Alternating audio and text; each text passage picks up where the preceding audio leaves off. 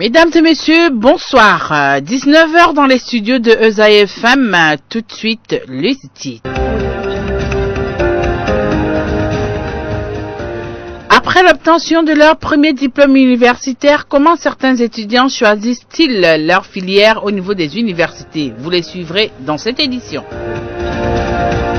Le fondateur du complexe universitaire ESAE, entendez École supérieure d'administration, d'économie, de journalisme et des métiers de l'audiovisuel, Clément Adéchian, a rencontré les étudiants en troisième année de journalisme ce lundi. Le compte rendu dans ce journal. L'association La Vie est Belle de Stéphanie Monchof-Agboum sensibilise la jeunesse des lycées et collèges face aux dégâts causés par la fête de la Saint-Valentin. Les détails dans cette édition. Voilà pour les titres. À nouveau, bonsoir. Le Bénin est un pays qui compte plusieurs institutions. Parmi celles-ci figure en bonne place le Conseil économique et social.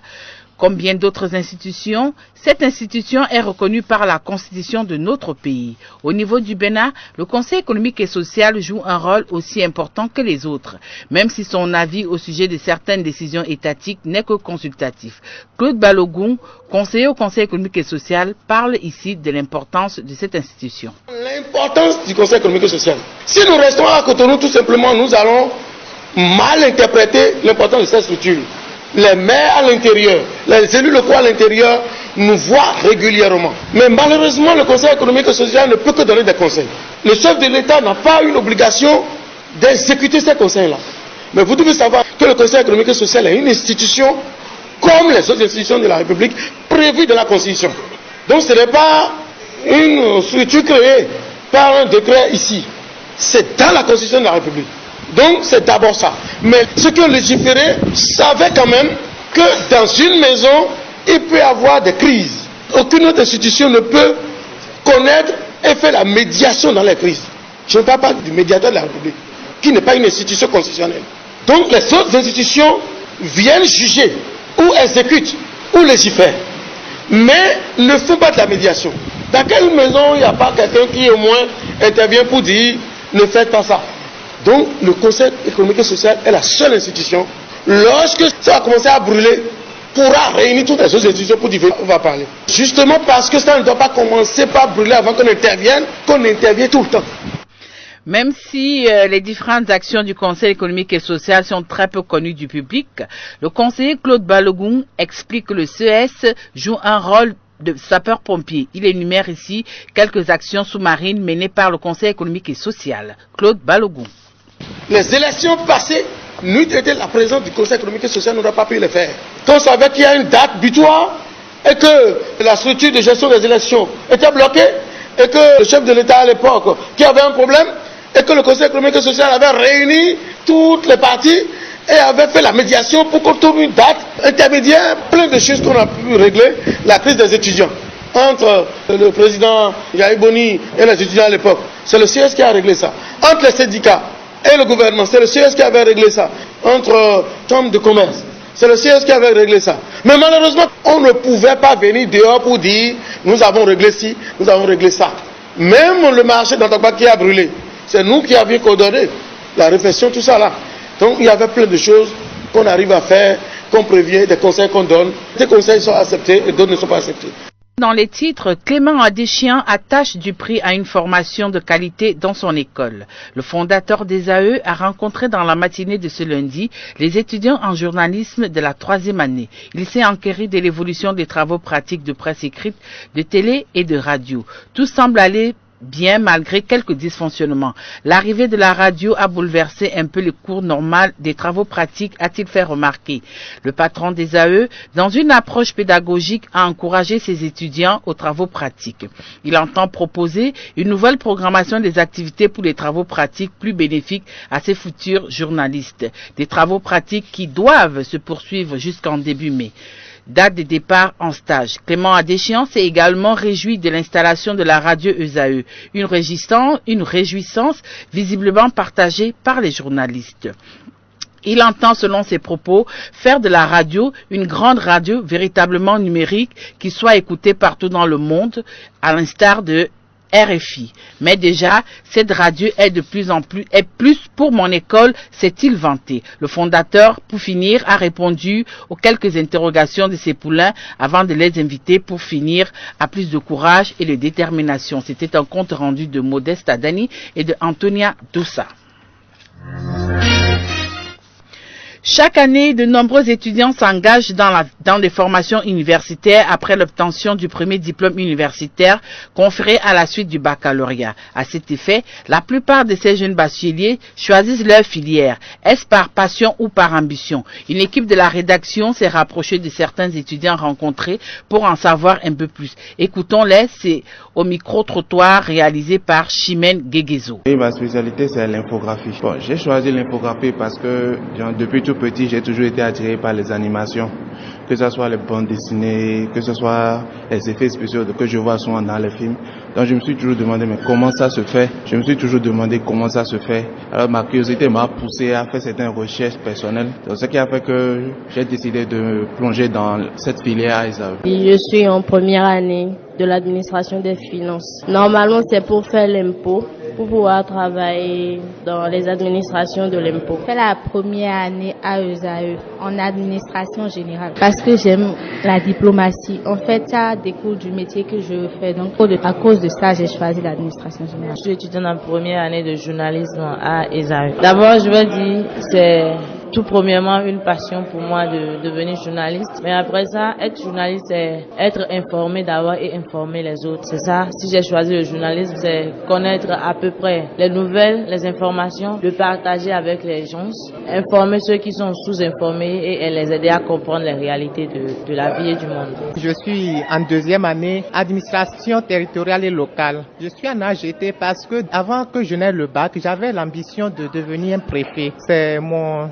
souci ça, j'avais envie de devenir un préfet. C'est pourquoi après avoir eu le bac, je suis venu à ESAE en administration pour choisir la filière AGT, pour pouvoir réaliser mes rêves. Oui, je me suis inscrit en administration générale. Je suis en première année à ESAE. Moi personnellement, c'est-à-dire compte tenu des tracasseries qu'on voit en administration selon les différentes administrations de l'État, c'est-à-dire pour essayer de corriger les insuffisances qui se trouvaient à ce niveau et apporter plus de solutions pour pouvoir améliorer l'administration béninoise. Je suis en administration générale à ESAE. J'ai choisi faire AG, simplement que c'est quelque chose qui m'a toujours attiré. C'est pas passion que je le fais.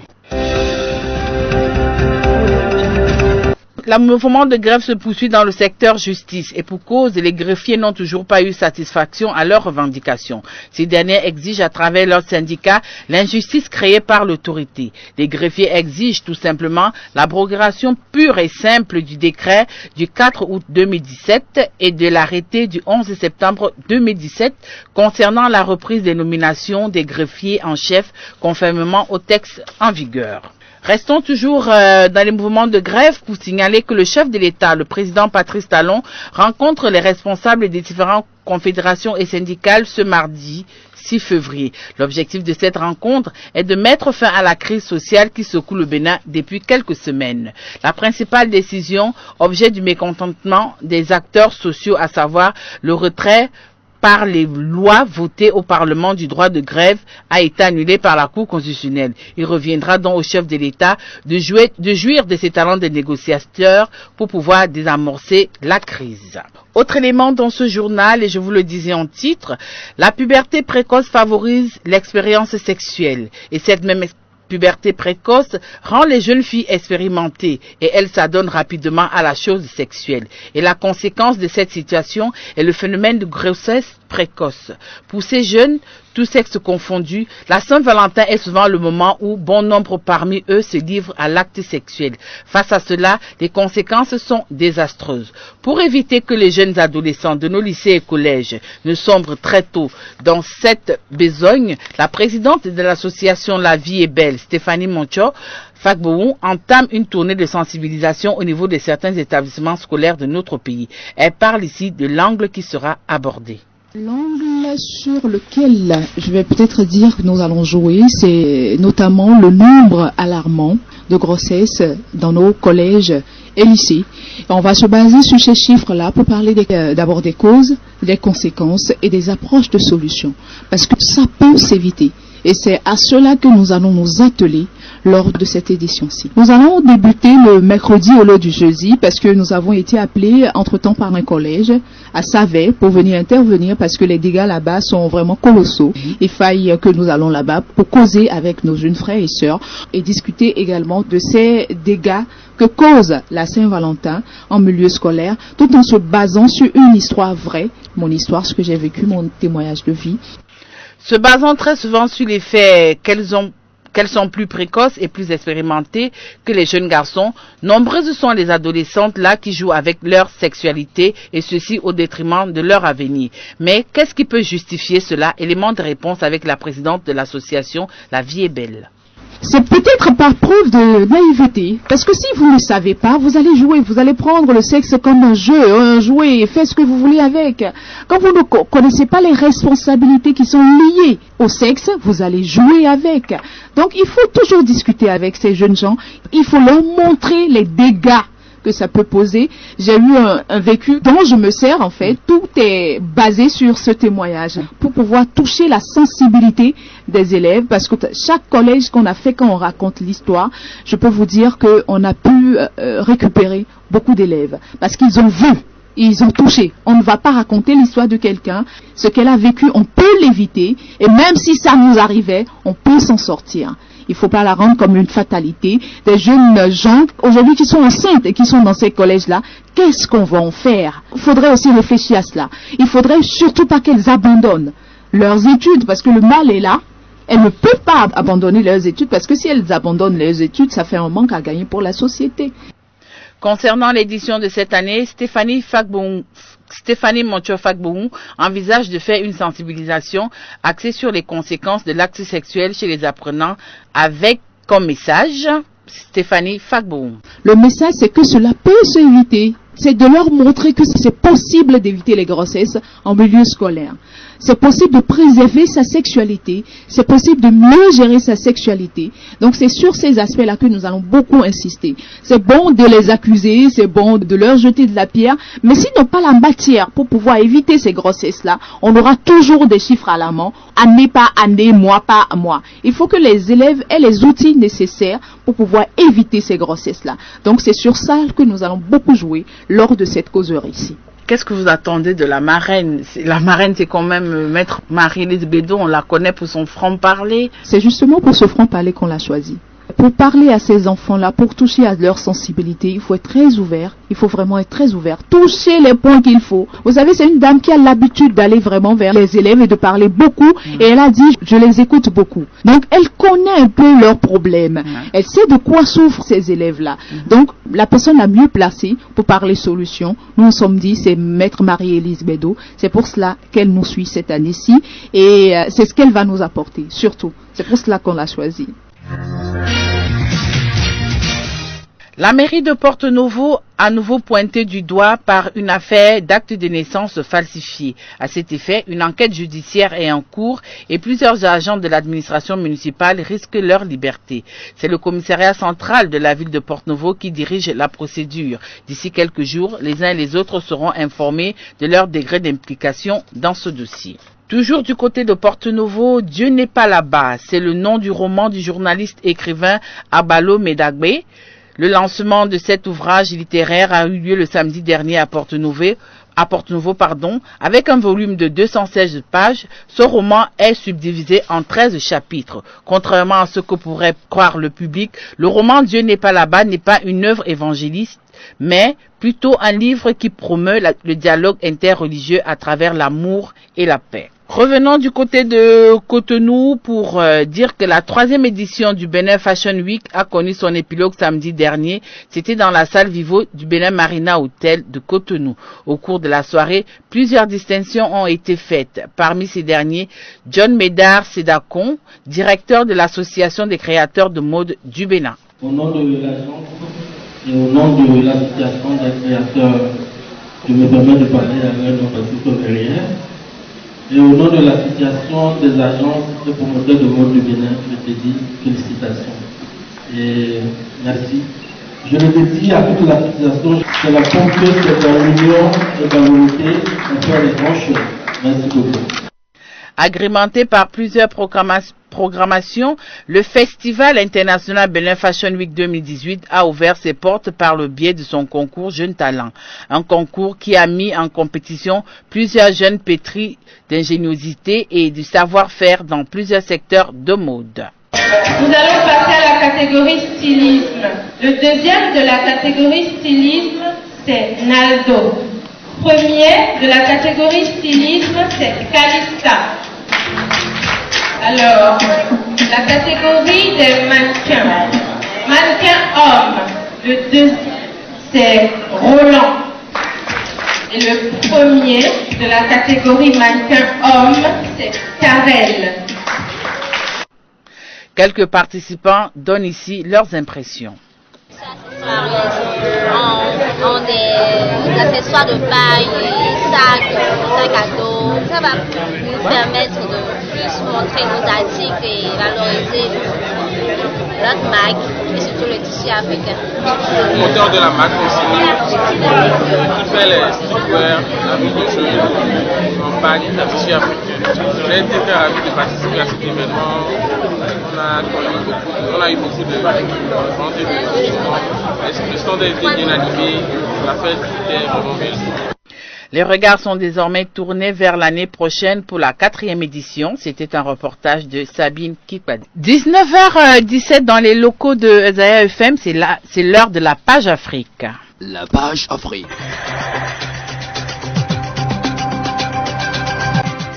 La page Afrique de cette édition est une présentation de Gladys Nyambodé. Bonsoir Gladys. Bonsoir Tatiana. Alors nous commençons par le Togo. Qu'est-ce qui se passe de ce côté-là? La coalition de l'opposition a mobilisé samedi plusieurs centaines de personnes dans les rues de Lomé. Cet appel a manifesté contre le pouvoir du président Foya Singbe.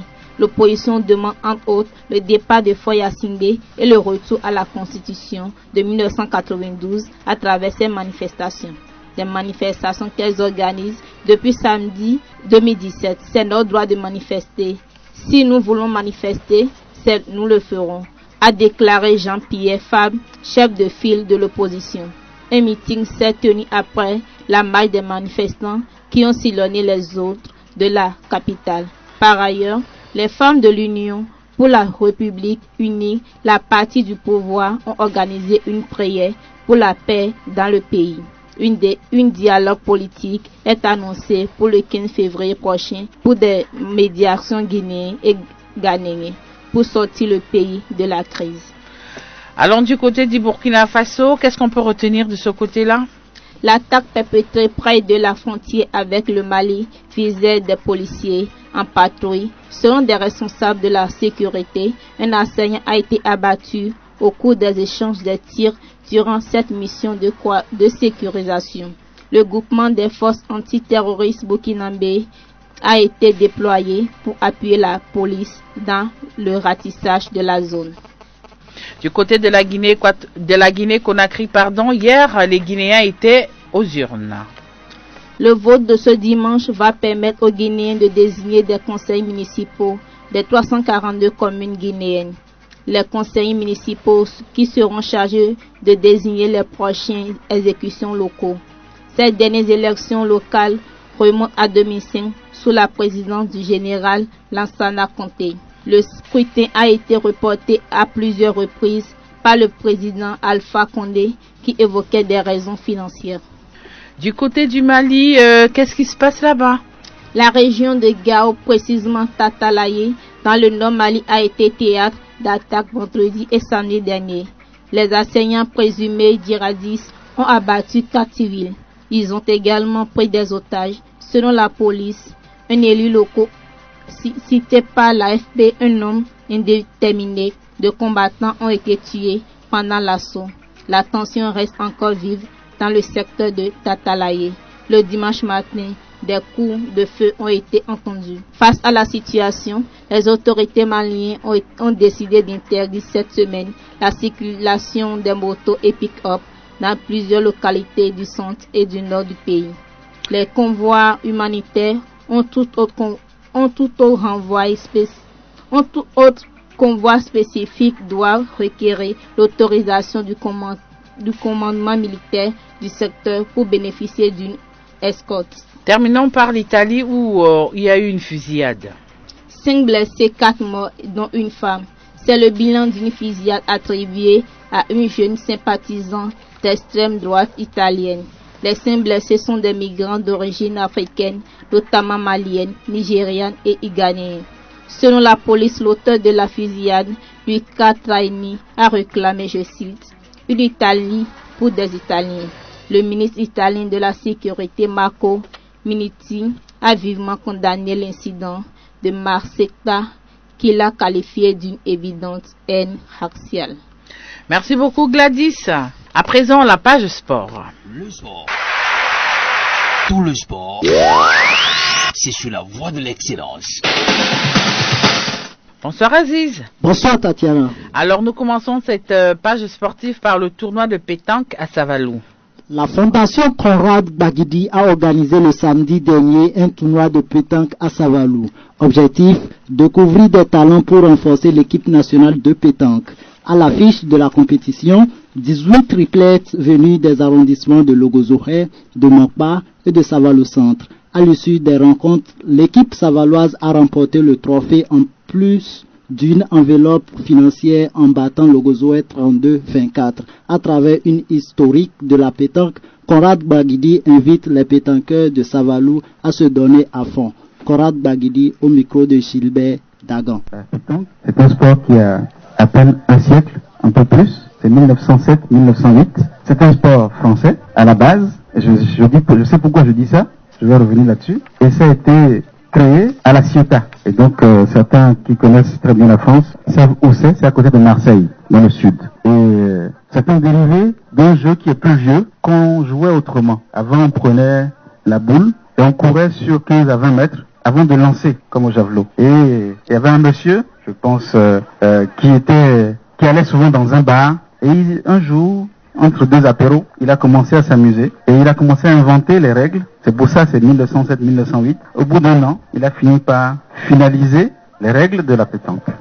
Et donc, depuis maintenant 1907-1908, la pétanque a commencé à se répandre dans le monde. Ce qui est intéressant, c'est que le Bénin, pour la première fois, en 2016, a participé aux championnats mondiaux et a réussi à ravir la deuxième place. On aurait pu d'ailleurs être champion du monde, mais ce n'est que partie remise. Avec ce que je vois ici, là, ce n'est que partie remise. Et vous savez en battant qui avant d'aller là-bas? C'est le Bénin qui a battu la France. Oui ou non?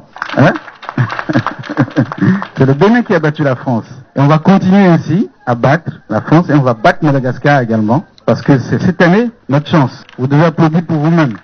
Quittons le Bénin pour la Liga espagnole. Un nouveau salaire pour Cristiano Ronaldo. Mais pourquoi? Cristiano Ronaldo a finalement eu gain de cause dans le bras de fer qui l'oppose actuellement à Florentino Pérez. Le Real Madrid va lui offrir 9 millions d'euros de plus par an. La méthode est approuvée. Et ce n'est pas la première fois que Cristiano Ronaldo met une pression extrême sur ses dirigeants pour avoir gain de cause. En l'occurrence, et comme au moins 2 fois auparavant, c'est en brandissant une menace d'un départ qu'il a fini par convaincre Florentino Pérez de lui accorder une rallonge substantielle qu'il ne souhaitait pas lui offrir dans un premier temps. À quelques jours du choc face au PSG en Ligue des Champions, le timing n'a sans doute rien d'anodin. Un salaire qui serait encore loin des 40 millions annuels de Lionel Messi, mais qui serait équivalent à ce que touche Neymar du côté du PSG par exemple. Restons toujours au niveau de la Liga pour parler du Barça et de l'Espagnol. Samuel Umtiti, victime d'injures raciales. Le Camerounais Samuel Umtiti est victime des injures raciales. Le derby entre le Barça et l'Espagnol de Barcelone, un but partout hier, s'est terminé dans une tension extrême. Et ce, pour plusieurs raisons. Car si la rivalité est très forte, il y a eu des débordements. L'un d'eux a été subi par Samuel Umtiti, appelé, je cite, négro, fin citation, par Sergio Garcia. Pas d'agression physique, mais des insultes qui ont fusé sur le terrain. Énervé comme jamais, Ntiti a eu bien du mal à en rester là. Le public aurait également eu des propos déplacés en son encontre. Dans le cas présent, le caractère raciste semble évident, car il ne s'agissait pas de la traduction simple du mot noir. Une fin de match particulièrement tendue. Merci beaucoup Aziz pour cette page sportive, et c'est avec cette page sportive que nous mettons en terme à cette édition. Mais avant de partir, le rappel des titres. Après l'obtention de leur premier diplôme universitaire, comment certains étudiants choisissent-ils leur filière au niveau des universités? Vous les avez écoutés dans cette édition. Le fondateur du complexe universitaire ESAE, entendez École supérieure d'administration, d'économie, de journalisme et des métiers de l'audiovisuel, Clément Adéchian, a rencontré les étudiants en 3e année de journalisme. C'était ce lundi au siège de l'université. Et enfin, l'association La Vie est Belle de Stéphanie Montchao-Fagbohou sensibilise la jeunesse des lycées et collèges face aux dégâts causés par la fête de la Saint-Valentin. Les détails, vous les avez eus dans ce journal également. La page Afrique était présentée par Gladys Niabodi. La page sport était l'œuvre d'Aziz Azim, à la console technique Raoul Santos, à la présentation, je suis Tatiana Handabidiogo. Restez câblés, ESAE FM, la meilleure radio et surtout la voix de l'excellence.